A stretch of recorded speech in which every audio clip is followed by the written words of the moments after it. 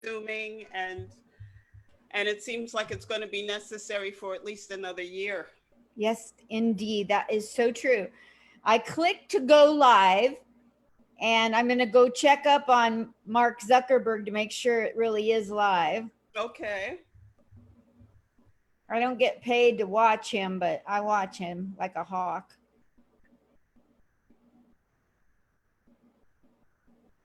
This is the part where everybody gets to see the top of my head. Okay, so we are live, Rhonda Hansome. The top of your head looks great, Linda. Thank you, Rhonda. It's so nice of you to take time to be on this show. I so appreciate you as an actress and a comedian and so much more. And Facebook people, welcome Rhonda Hansome to Comic Spot today. She's the lady doing the whole waving at you thing over there. She has the most interesting introduction ever. Let me read it to you. These are her words. I'm not stealing your words. Podcast. Did I start it? She's a contributing writer and performer on Politipod podcast. That's super cool. Oh my gosh. Real News is my own recurring sketch. In addition to my one-liners, I play Sonia Sotomayor and Stormy Daniels in two other sketches on the latest episode of SoundCloud Planet Billion. Regular shows, Woman of a Certain Age. That's a Carole Montgomery production. That's a huge, huge national touring scenario, you guys. I was in the debut show, oh my gosh, and am one of the rotating cast members of this stand-up brand created by the Carole Montgomery. We have a residency at the Kraine Theater in New York City, and we'll do live stream, no in-house audience, benefit for the renovation of the theater, 7:30 p.m. Eastern, August 5th, which already happened. But we'll also do it on the 26th as well. I'll be on that on August 26th, I believe. So Okay. your audience will have a chance to check that out. Wonderful. Thank you. She's also in Groovin on a Sunday. I sing cabaret, she says, with a gang of a regular basis. On a regular basis, we'll perform with them on August 9th, special edition 2020, which has already happened. And I will be singing with them again. So you have to check my Facebook page or the Groovin on a Sunday page for our next upcoming presentation. Yeah, I'll be doing that. We're actually planning that next one right now. Wonderful. Her website is linked in her signature and social media that she has. She has a website. I'm going to be putting this all up for you all to see. And so I would like to introduce her to you by saying again, thank you for taking time to come on here. I looked up your IMDb credits that go back to at least 1975, if not sooner, when you were on SNL. Yeah, yeah. Oh my gosh, back in the day. I was on the first show, actually. What, Rhonda? That's so cool. You must be so proud of that.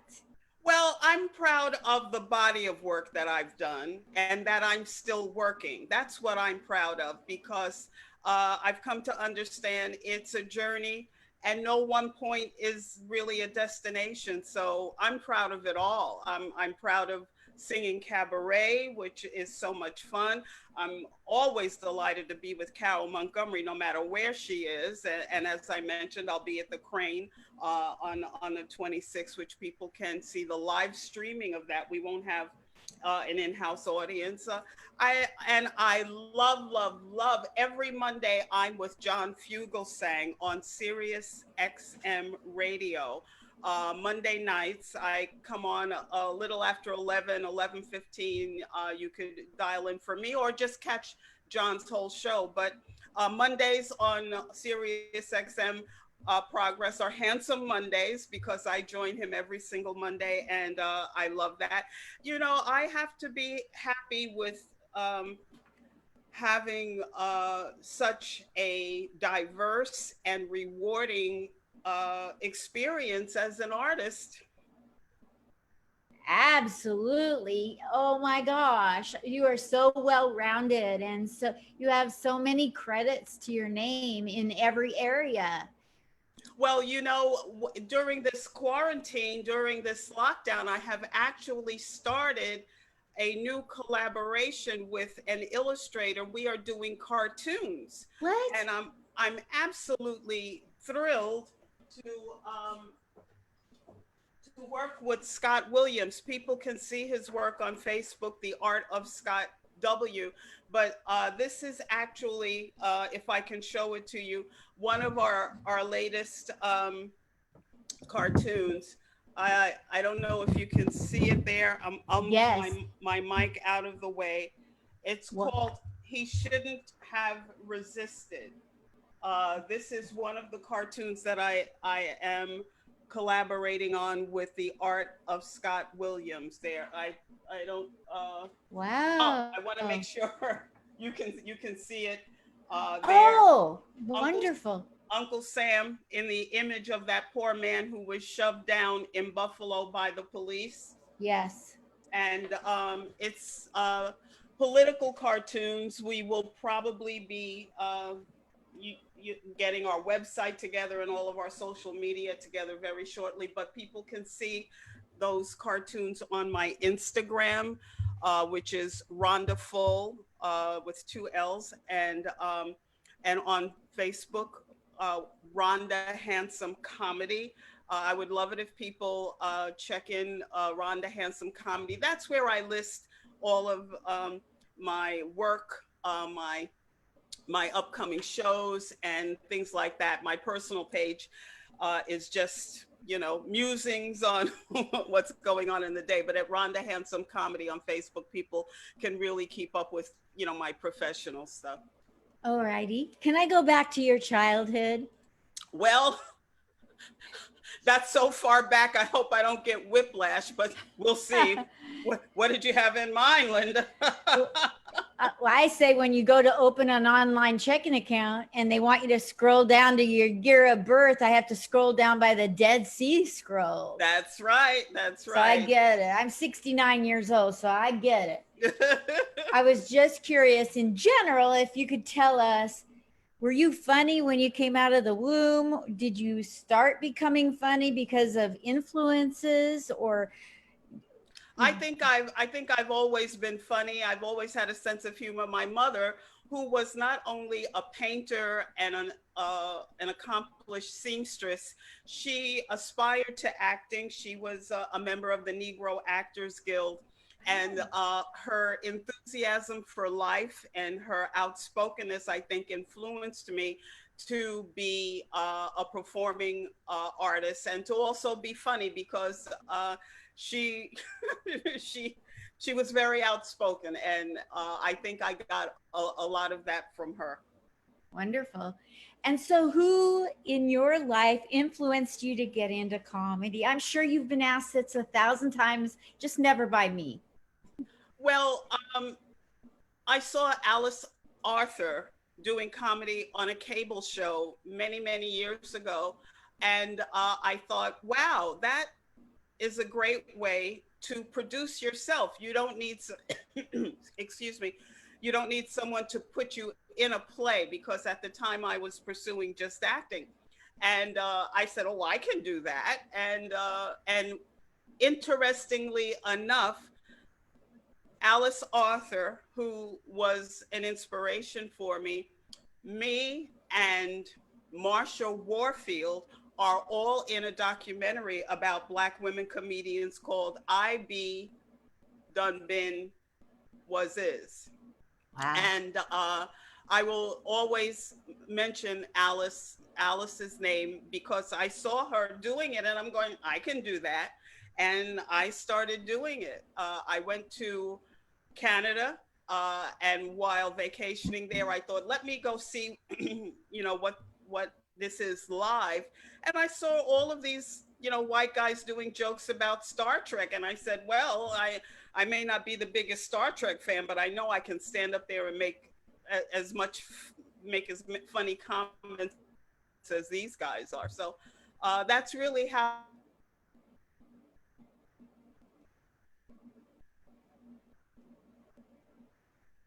Something froze up. I can hear you. Okay, great. So Star Trek and the guys, and you can be as funny as that. And so Yeah. perfect. And did I miss anything with the blip that we had? No, no, I just realized when I went to an actual comedy club, I saw what they were doing, and I felt like, well, that's not beyond my skill set. Yes. You know, you've got a long list of things on your IMBD page of acting. And the one that stood out to me, other than Saturday Night Live, OMG, Rhonda Hansome, Saturday Night Live, the other one that stood out to me, because I've been an activist for homelessness, was when you portrayed a homeless person in a movie, Oh my goodness. Little Sister. And I want to know, when you did the research or when you were going through becoming that character, uh, was it hard? Did you experience the difficulty of the character behind that and what that person went through? Well, what I well, you're an actress as well, and you know that when we can be out and free and walking around, that we are always observing people. We are always doing character studies. We're always looking for behavior and information to inform our creations if we don't have something like that in our own background. And I actually had struck up, I don't want to call it a relationship, but with someone who was homeless when I lived in Tribeca, so that we were on speaking terms, so that I actually did use that person for inspiration for that particular role. I thought you were going to mention that I was in Pretty Woman, but you went to that one, so that's very interesting. Yeah. I really care about the plight of the homeless. I really, Yes, well, it's horrible. It's actually horrible. And you know what, Linda? The things that are built into our society, which lead to people being homeless, are there are a myriad of things that trigger a loss of a job, a loss of income, a loss of a home, leaving people in that state where they really are not sure where they can turn to for comfort, for money, for shelter, and many people, after being in a sheltered situation, prefer to be outdoors rather than have the coming to them around those who are in shelters. Yeah, I agree with you that it is really a hard situation, and I'm so proud that my grown son, actually works in outreach to the homeless and in getting them to appointments, making sure that they are in the summer hydrated or able to get to a shelter, checking on them in the subways. It is a very it's a big problem in our society. you must be so proud of your son. Oh, I am. I am. He's great. Not only does he work with the homeless, but my son is a great laugher. He has a tremendous laugh, like myself. He has a great laugh, and when he's in the audience, every single comic benefits from his tremendous sense of humor. He's got a great sense of humor and a great laugh. So yes, I'm doubly proud of my Wow. son. Is he your only child? Yes, I have one. I have one. Yes. I have one child too, a daughter. She's in her 40s. So yes, I'm very proud of her. So when you, in your comedy career, because I know you have more to you than just comedy, but I'm focusing on comedy here at Comic Spot mostly. So in your comedy career, when you started going on stage to do comedy in a club, your very first time, how scared were you and how did it go, Rhonda? Well, I really wasn't scared because had started doing it at parties or whenever I was gathered with my friends. Once knew I wanted to do it, I started working on it immediately.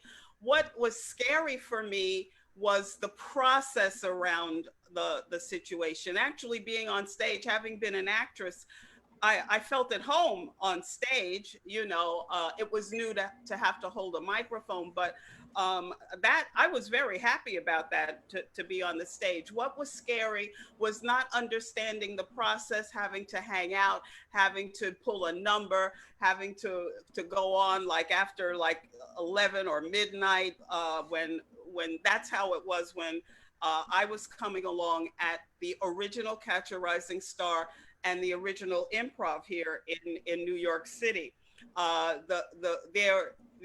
There were no written rules, and the process was convoluted, almost secret. How do you get a paying job? How do you get onto the rotation during prime time? I mean, all of those things were very loosey goosey. So no, but being on stage, I love it. I love being on stage. And from the first time I did it, I was pleased. And the first club I passed at was Catch a Rising Star, where Bill Maher and Adrian Tolsch were in charge of the rotation. Wow. That must have been a great moment to get past at your first Well, club. it was really an exciting time to be in comedy. I mean, David Brenner, Robin Williams, and also musical acts, because the owner of Catch a Rising Star also was the manager of Pat Benatar. So we not only had like, really high profile people coming in and bumping you. Once you finally get on the rotation, you got to let David Brenner go on, or who's the guy who's on Law and Order? The comedian who is on Law and Order. It'll come back to me. But when somebody who like had a television show would come in, you'd get bumped. Yeah. Absolutely. I would like to. I wasn't going to ask about Pretty Woman, but I would like to ask about it. The thing I wanted, Julia Roberts had a reputation of not being all that nice back in those days, and then as she went through life and got married and went through a divorce, and I don't know, whatever else, she's become more humane, more gotten a better rep on her. And so you were around her when she wasn't the Julia Roberts of today. So Well, that's very interesting that you bring that up, Linda, because I was actually on the first night of shooting in Los Angeles of Pretty Woman. And at the time, it wasn't called Pretty Woman. It was called 3,000, because that was supposed to be the amount of money that she was paid for her weekend. But I remember that being in the makeup honey wagon, being in the makeup wagon, and getting done up. And I turned to the woman who was in the chair next to me, and I asked her, did she have her her lines for tonight? And she said yes, she did. And I didn't realize that was Julia Roberts sitting right there. Gary Marshall, wonderful, incredible director, works a lot through improv. So he was actually directing me on set in what he wanted me to do to improv. But at that time, I think Julia Roberts had just finished doing Mystic Pizza or something like that. So our short interaction was fine, and I wish that I would have gotten her number and stayed friends with her from that first night. Oh, that's good. I'm glad to hear that. If she was getting her makeup put on, I've seen her with and without makeup, and I can see where you might not know that that's Julia Roberts if she didn't have on a lot of makeup. But she really wasn't even Julia Roberts at the time. I don't even know if Mystic Pizza was already out or was going to come out. But when you're on set, everybody is the same unless you can recognize them, you know? Absolutely. So you had a special time with her where you weren't affected by her fame. That's really a cool story. Yeah, I'm very happy about that, and I'm very proud and delighted that Gary Marshall chose me to play Bermuda. That's the character name in the credits, Bermuda, in Pretty Woman. And I'd like to do more movies actually when things open up. I think I'm in a great demographic. I have a wonderful character look, and I would like to do more. Absolutely. What's something that you have not yet accomplished that you would like to accomplish? Wow, I don't know. I have an issue around time management, so I'm trying to make sure that I do everything that I'm trying to do in its proper time. I direct, I sing, I do podcasts, I do cartoons. I really My I don't goodness. know. I don't know if there's something that I still want to do that has not happened yet, that I have control over.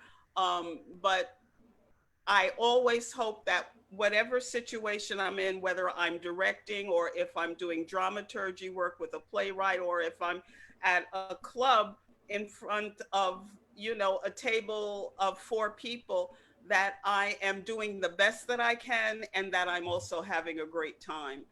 There might be something that I'd like to do, but I can't think of anything offhand right now, especially in this time of COVID when we've been we've been forced to actually think about what our priorities are.